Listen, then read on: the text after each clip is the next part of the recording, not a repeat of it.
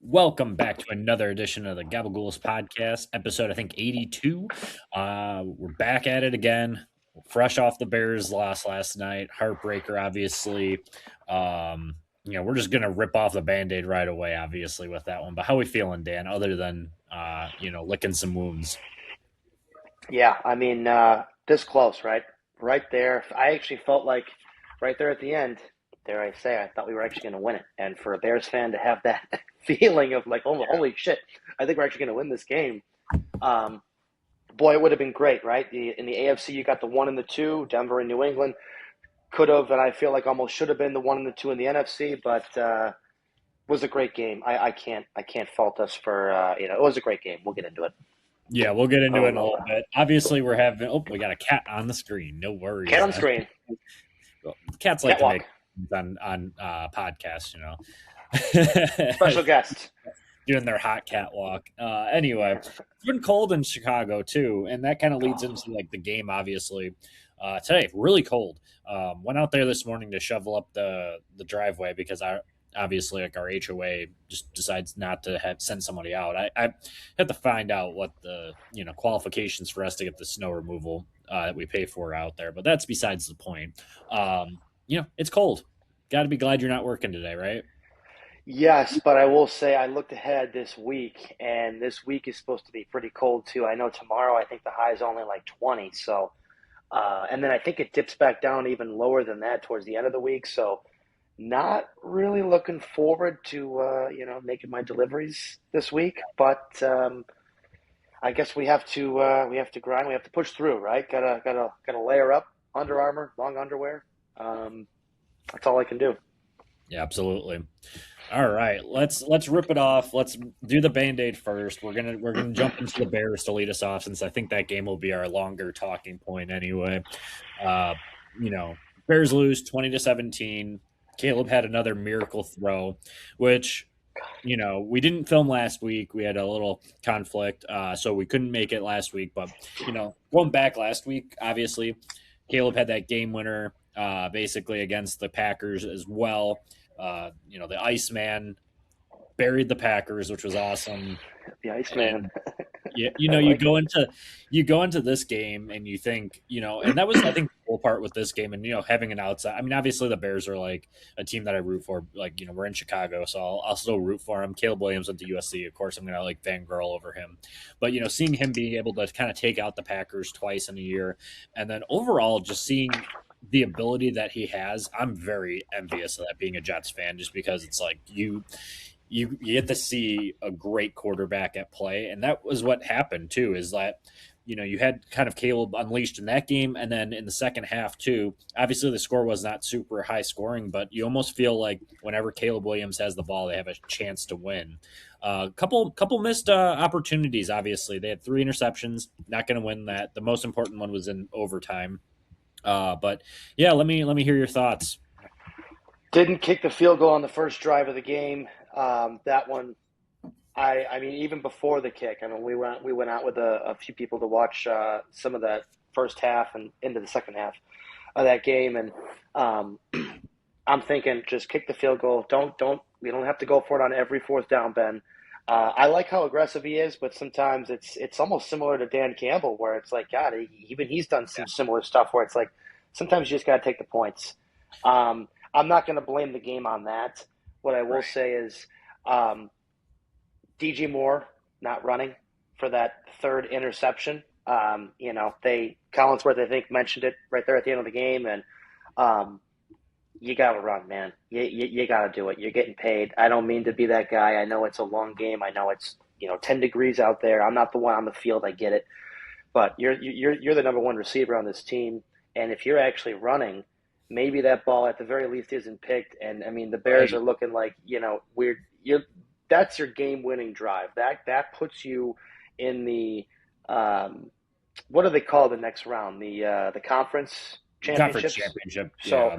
that puts us in the conference championship, right? I had my Bears Patriots Super Bowl shirt on yesterday. I tried to bring us as much luck as we could, Yeah. as I could, and with that, I mean, yeah, you mentioned it. I think that was the fourth down throw where he threw that to Cole Kmet.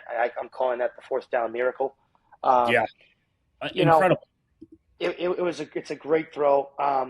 We had Caleb Williams, in my opinion. I understand the three interceptions. He outplayed Matthew Stafford in this game, and 100%. Stafford, he's a future Hall of Famer. I'm not saying Caleb's on his way there, but he had a magical year this year with us. Had a ton of comebacks, and you just felt like with all these times we were coming back, you're like, even against a team like the Rams, cold weather, you felt like we could still do it.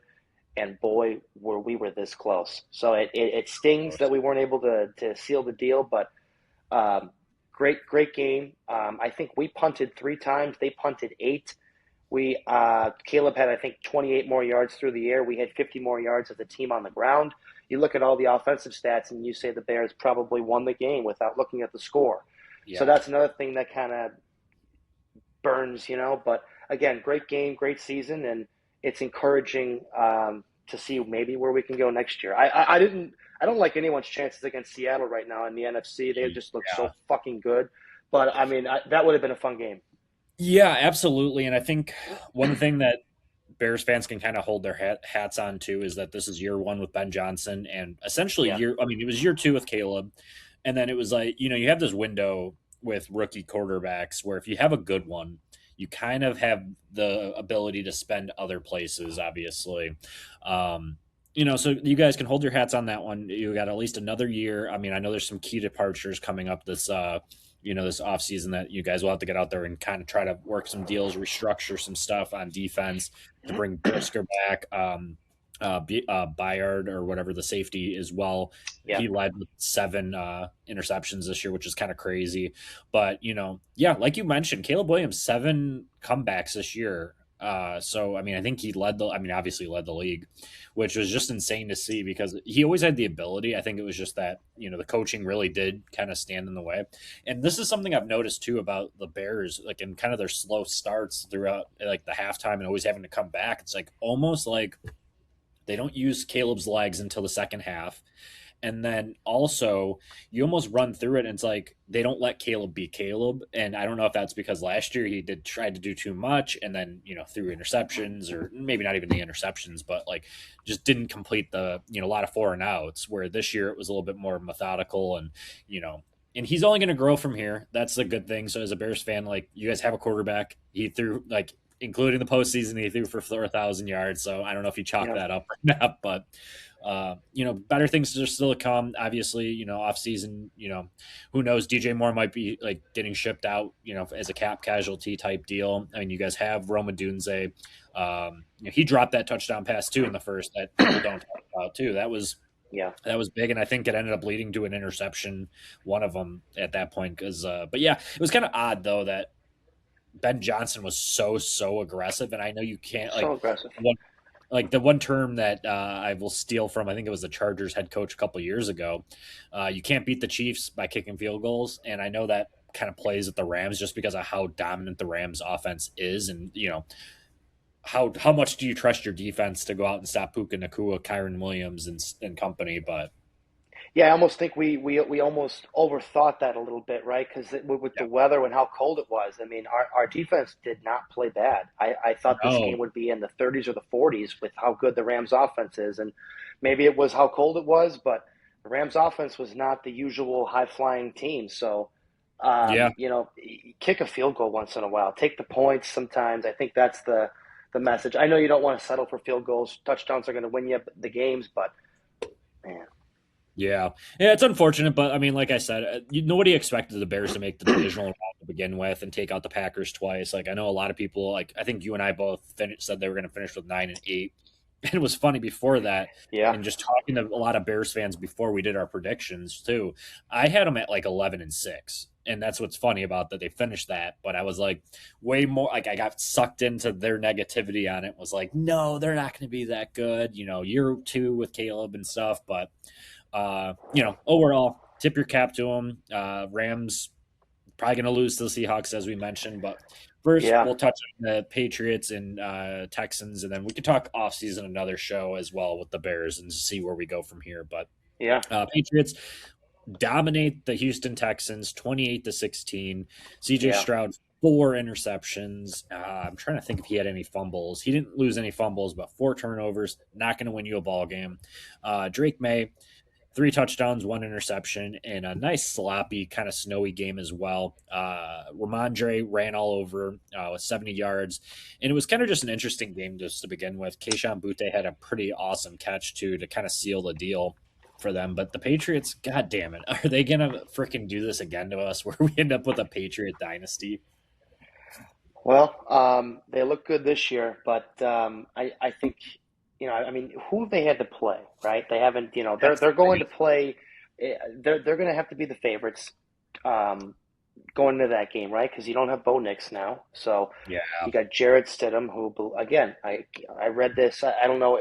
This came out a couple years ago, and he said he thinks he should be a starter in the league. He's good enough. Well, Jared, I know you haven't played all year, but here you go. You got to get ready in a week. how Um, funny is it? How funny is it going to be if he pulls a Nick Foles and just like that would tears it be, up? and yeah, here's the thing: the game's in Denver, right? So that helps, Yeah, right? You got the high altitude at Mile High. Um, yeah, New England though, man, their defense. It's so crazy. Houston, last week against Pittsburgh, their defense looked great, and they're running after 40-man, 41-year-old Rodgers or whatever, and maybe yeah. it's because he just wasn't really trying to move around. But the Houston's defense looked great, and then this week, uh, their defense didn't look bad. It's just they couldn't do anything on offense, and I think no Nico Collins really hurt. Right, didn't have his number one guy. You mentioned the 4 interceptions. The team, I forget, somebody fumbled. So he had 5 turnovers. He also punted 5 times, and 1 for 4 in the red zone. When Not you going to get to win the you a red game. zone, you got to score. So, It was a yeah, sloppy day overall for interceptions and fumbles yesterday. yeah, Because not only that, but Drake May had 4 fumbles. He lost 2 of them. So it's like, what yeah. the hell is going on with these quarterbacks? Drop. I mean, I get it. It's Eight slick turnovers in conditions. that game. I mean, Yeah. that was a crazy game. And in the second half, I think there was only, I mean, a handful of scoring in the second half. The second half was just like we're just going to hold you here. New England's defense looked great. Stroud couldn't do anything, and we'll see. That might be what we're looking at again next week. And New England looks like they're going to have a pretty easy path, or easy enough path to the Super Bowl. I mean, Drake May, to be honest, I didn't think he looked great in that game. Like you said, sloppy. He did get them in the end zone a few times, but let's see, right? If they take care of business in Denver, let's see who they have to face in the Super Bowl. I don't think they're going to be favored. No, I don't think anybody out of the AFC will be, especially with the Broncos losing Knicks and then Patriots are Yeah, kind of up and down. I mean, their defense is sound, it but they're is. not playing in New England next week, so that's a big factor. But Mm-hmm. yeah, the Patriots kind of left it open for the Texans to kind of step up and kind of make a run, but they just never did. And I think there needs to be a lot more criticism of CJ Stroud, like they did against Bryce Young and like they do against Lamar Jackson and stuff. It's like the Texans are 0-7 in the divisional round, and I don't know what CJ Stroud's record is, but not much better. But something to chew on with that one going forward. And like you said, yeah, no Nico Collins, but really shouldn't make a difference. But moving into the other game, Denver Broncos hold off in overtime, 33-30 over the Buffalo Bills, who just recently today fired Sean Yeah, McDermott. saw that too. Yeah, feel bad for McDermott. I don't know. Oh, this is another heartbreaker for Buffalo fans, and I was pulling for Buffalo. Sorry, Denver, but I wanted to see Buffalo win this game, and hey, you know what? Each team scored 3 times in a row in this game, which I thought was interesting. Buffalo was able to get a couple of touchdowns when they did those 3 in a row. They go up 4 late in the game with like 4 minutes left in the fourth. Denver comes back and Bo Nix throws a beauty.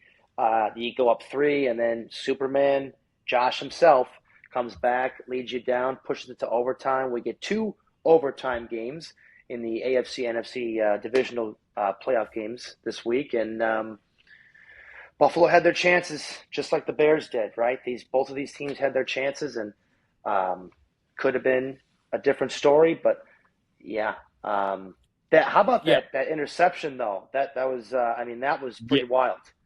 yeah, and figuring that they kind of had a similar play last night in the Bears game too, with Adams. I think it was Adams making that catch, where they had the similar play where it was like they ruled him down for that one, but they didn't rule him down in the Buffalo game. So I thought that was kind of an interesting turn of events. But yeah, do you know what? I've been saying this since Saturday after actually with Buffalo.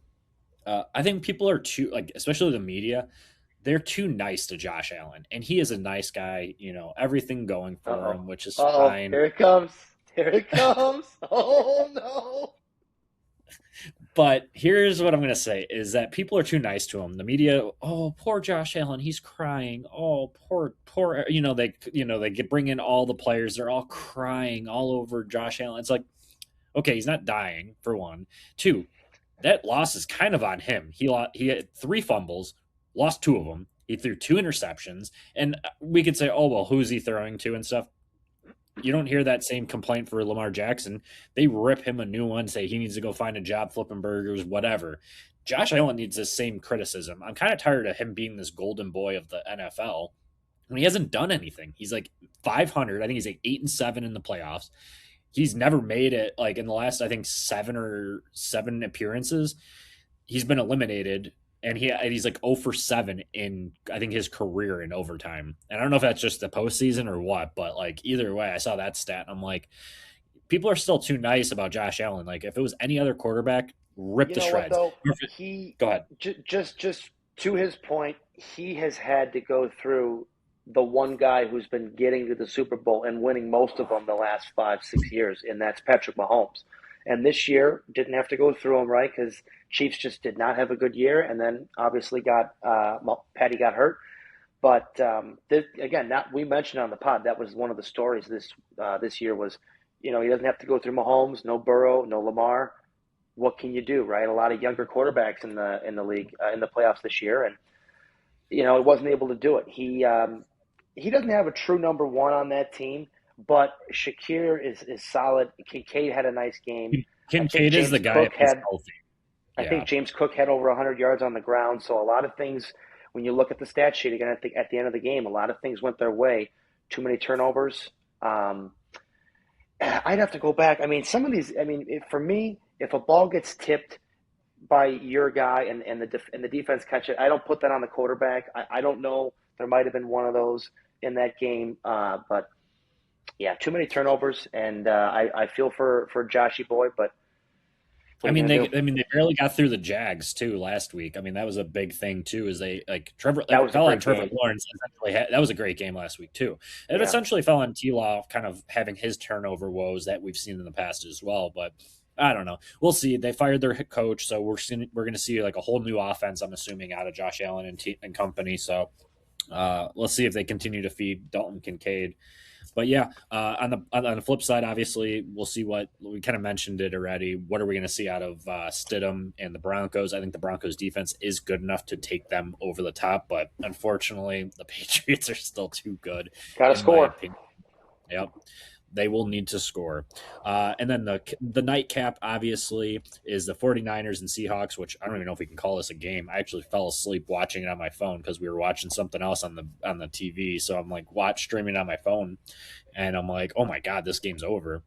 Kenneth Walker, he had a hat trick, obviously, 3 touchdowns. Charbonnet tore his ACL. They found that out today. And then Darnold had the one, didn't really have to do very much, 12 of 17, 1 touchdown to JSN. When you're up 41-6 on the 49ers, you don't need to throw a whole lot. So we'll see. I mean, Ken Walker's in his contract year, so we'll see what they end up doing. But Seahawks are very good, and that defense is insane. So Mike McDonald's the head coach. Interesting going forward, though. It would be kind of funny if it's a Seahawks Patriots Super Bowl again. I know. I was just thinking that, and that's probably what we're shaping up to have, right? And um, yeah, I mean, Kenneth Walker's a stud. We've known that. They've had this tandem the last couple of years. I think he might have been banged up the last couple of years a little bit too, but he's a stud. And now I did not know my buddy Charbonnet tore the ACL. That's not great. Now he's probably going to be out all next year, so that's great. Um, but yeah, Seattle, they're so deep. Them against the Rams. It should be a good game, right? A divisional game for those two, right? So they'll see each other for the third time this year. So it should be a Yep. good game in Seattle. They've been so freaking dominant. You almost have to say it's going to be Seattle, New England in the Super Bowl. Yeah. And with the way these two teams are playing, especially if Sammy gets a little healthier with the oblique, I think you get an extra week to rest up. I gotta take the Seattle. Yeah, if we're jumping ahead with that too, I'm definitely taking Seattle in that game as well. Even though I do like my boy Matt Stafford and my MVP vote as well, it would be kind of funny to see the Rams and Patriots just on that simple fact of like, well, the storylines. The I'm playing the MVPs. storyline. Yeah. You have the MVPs, and then you also go back and you know that what they're going to do because it was the Rams who were so dominant back then when Brady finally had his little thing, and now, we're going to have to hear the storyline about how Drake May gets his opportunity to beat the Rams in the Super Bowl, take out like the Kurt Warner of the league at that point. I mean, yeah, well, that's what happened. I mean, the greatest show on turf, and the Patriots took them out. So, Yeah. yeah, give me Seattle and New England right now. I'm going to do a meatball take on it and just say that that's going to happen. I would like to see the Broncos, but I don't know. I feel like it's Seattle's the win. I mean, unfortunately, I don't think the Bears were going to be good enough to beat Seattle anyway because their run defense isn't as dominant as. Yeah. Still would have liked to see Well, that matchup, but yeah, yeah. Seattle just yeah. looks so good right now. Yeah, absolutely.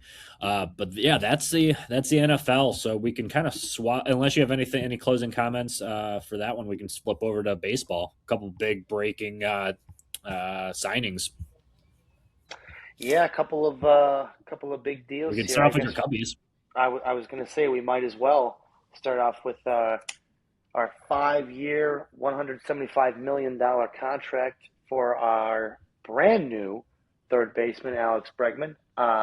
No opt out, full no trade clause, third largest contract in team history. We are also deferring 70 million of that, first time in the club's history as well.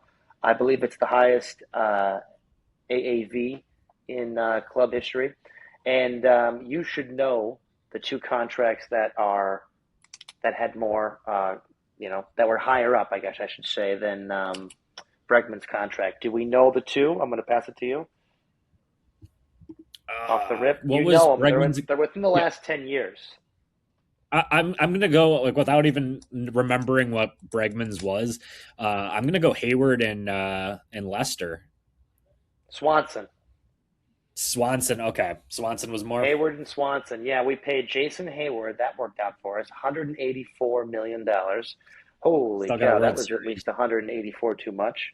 He's great defensively though. Yeah, And Swanson, we paid he was. 177. So, um, excited. I'm excited for Bregman. I saw a little bit of his press conference. He called himself a winning player, end quote. He is. So he is, right? He's been to the playoffs probably almost I every like single him. year. I like him. I think Yeah, he's a gamer. I think is he a guy that's going to go out there and hit you 30 homers? I wouldn't expect that, but I also expect him to give you maybe 20, 25, play a really good third base. I believe he's third a base. gold glover. Um, so super excited about that move. And obviously, I don't know if we mentioned this one yet, but Edward Cabrera, too. Cubs were able to make a Yeah, nice deal for him. So I like some of the moves we've made, right? I mean, some of these teams have been kind of quiet. Um, we've got a few other names to mention, but so far, I like what the Cubs have done in this offseason. yeah. We'll let's touch on that Edward Cabrera trade too, because that was kind of surprising that they kind of traded Owen Cassie, who was kind of the guy that a lot of people were kind of saying he's going to be at least me. I was one of those people saying that he's going to be their replacement for Kyle Tucker when they let him walk in free agency. Uh, they trade him for Edward Cabrera, which I like that trade a lot for you guys because he could be a good 4 or 5 like that. You just rounded it out perfectly. Obviously, you'll have Justin Steele come back. You have Shota still. Matthew Boyd had an all-star season. He's going to be representing the U.S. in the I don't know about the Olympics, but World Baseball Classic. And then you still had JMO out there, Kate Horton. So you guys got like a 6-man rotation, which is never a problem. So good news there. And then, like I said, you guys will enjoy having. Bregman, I think he's gonna be a fan favorite too. And I didn't see any opt outs in his contract, so it looks like you guys will have him until he retires. So that's good news for you guys. And overall, good. Just maybe go out and sign. I mean, you guys still have Kevin Alcantara too, so he might be your right fielder to start the season. Yeah, I like you ran through our starting rotation. That was I had that written down. You know, I like having at least six guys too. I think, with Cade Horton, I think he was probably at a career high in innings this year and next year, assuming he's healthy all year. It's going to be the same.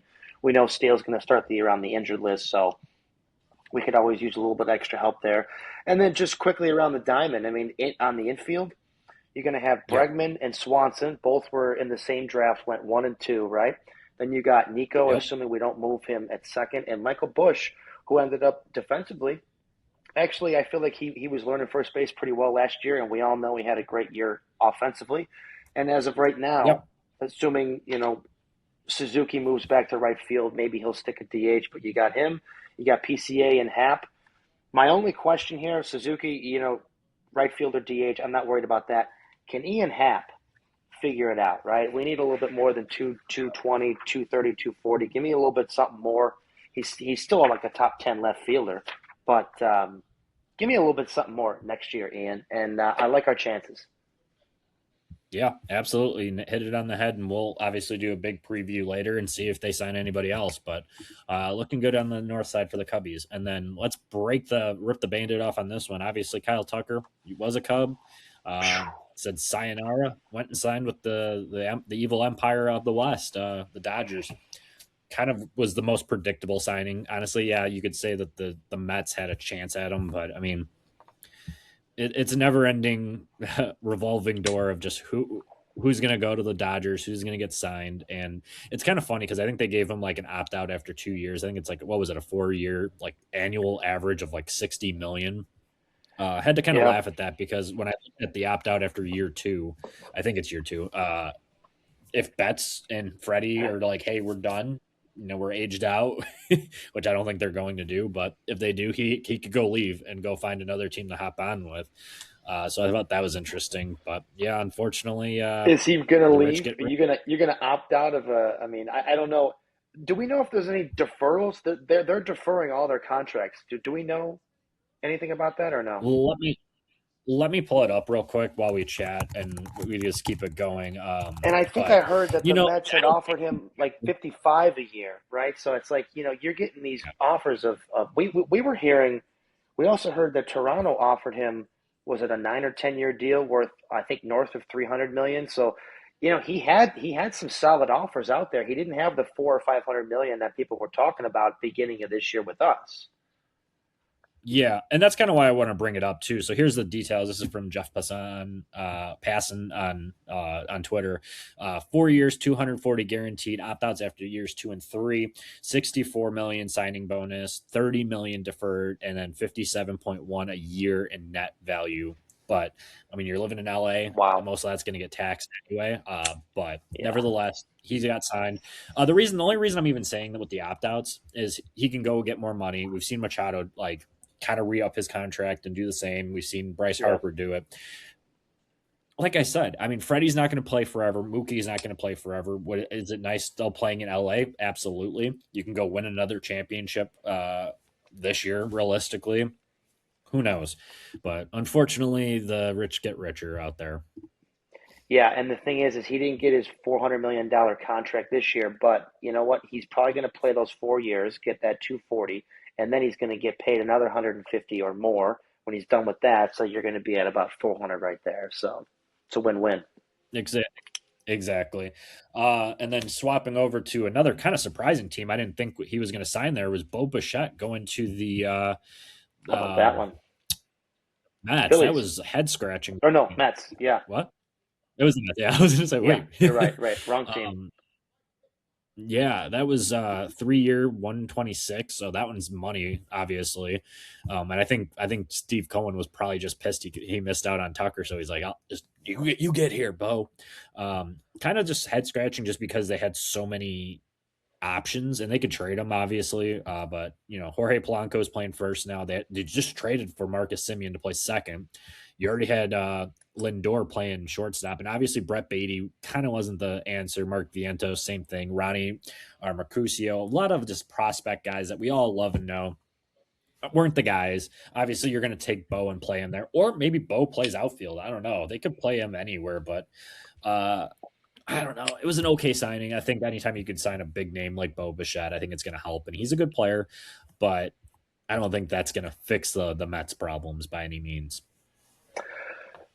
Yeah, I mean, the Mets are an interesting team, but Right? I've been a Bo fan for pretty much ever since he came up.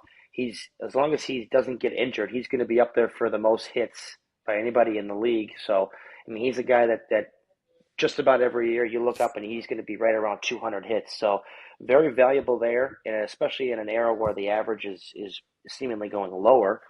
And he's still going to hit you some homers too. Defensively, you mentioned he's probably a little bit more versatile than we had originally thought. People were talking about moving him off short. Okay, he played second in the World Series, looked solid. Could he play in the outfield? He's got speed. I'm sure he could. I love the bat though, and I love anytime you can add a bat like that. I think we saw what he could do. He missed some time, came back in the World Series, hit a big 3-run homer in Game 7. So I love Bo, and we'll see what he does. 40 million a year too for him, so not too shabby, right? Yeah. No, that one was a money signing for sure. But yeah, I don't know. I don't know what Toronto will do to kind of replace him, but we'll Yeah, see. you We'll see. lost I mean, out they on missed out on Tucker. Tucker. Yep. If you prioritized Tucker, he didn't sign the long term deal, and then you lost Bo because you didn't try to re-sign him. So they still got Cease. We'll see what happens, but yeah, I don't know. I don't know. Yeah. Yeah, it's tough, but yeah, the AL East is interesting because the Yankees too. Yankees are like their biggest fish that they're going after is like your old buddy Cody Bellinger. Bellinger, How and about they that? just What what I was just gonna say, what if he ends up back with the Cubs? Like, what if like the random like something happens I where was they thinking. say, "Hey, I don't think it's gonna. I don't think it's gonna Yeah, happen. If it does, no, it's on a 1 or 2 year deal, yeah. and that's like a not to prove it, but like a hey, come take a discount. We can try to win this year if you go play right. But I don't think they will. I think the Cubs are kind of like eased off the thrusters. You got Alcantara out there. He could play right, and then you have Suzuki still. I mean, even though he's been playing DH for what the last 2 years, so I would like that. should be I interesting. would like that. I I would know like you. that a lot. Yeah. Do you watch Game of Thrones kind of transitioning off before in the last couple minutes we have? I've seen it once. Yeah, Maria and I binged it. Yeah, the new series started last night, the Night of the Seven Kingdoms about Sir Duncan. Oh, there's a new series. Okay, I did not know this. Let me write this down. What's it called? Yeah, there you go. There's a Night of the Seven Kingdoms. So if you have HBO, jump on that. Watch the first episode last night. Different feel to it. It's not just like the Game of Thrones feel that we've known and loved. So I thought that was kind of interesting. So definitely tune in on that one. Okay, I like it. I like it a lot. Something new to watch. Anything to Oh, how close about out on, my Traders? friend? How about Traders, huh? Yes. Let's do a quick 2 minutes on that one. What are we in episode 5 now, I believe? Uh I hate Michael Rappaport. I've hated him. Little history lesson. He worked for Barstool for a little bit and he didn't like the way that they talked to him essentially, so he sued them after he got fired/quit. So I knew exactly when he was on there that he was just going to be a loud mouth and it was just for Yeah, clicks. that's how But he is. kind of shocked that they picked him of all people. But yeah, what are You your know, thoughts on it? love the castle, right? That's first and foremost. Castle's awesome. Speaking of Game of Thrones, right? That castle's great. Second, the breakfast brunch. I want to be on the show just so I can walk in, and I'll be honest, The smoked everyone is. salmon. They're all. Oh my god! Everybody wants the salmon. That's all they talk about. Oh my god! Is there any salmon left? Oh, I bet the salmon's gone. Right? Oh my god! Do Yeah. these people eat anything else other than fucking salmon? Apparently not. Oh yeah, that made me laugh too because I'm like I've never eaten salmon. Allie likes salmon. She says Oh, that's salmon's good. delicious. I've been I'm not getting a into it fish. recently. Yeah, It's good stuff. It's really good for you too. yeah, that's what I've heard. Yeah, that's what I've heard. But yeah, so that's interesting. Obviously, people who watch this, so spoiler alert, Jeff, future Jeff, put that on there for this if this gets clipped for TikTok. But Uh-oh. the three traders with it being Rob, Lisa, and Candace, I actually think this is a great trio. And the way that they're just kind of just sitting on, sitting in the back seat right now, I love it. Rob, I think is going to go the distance with it.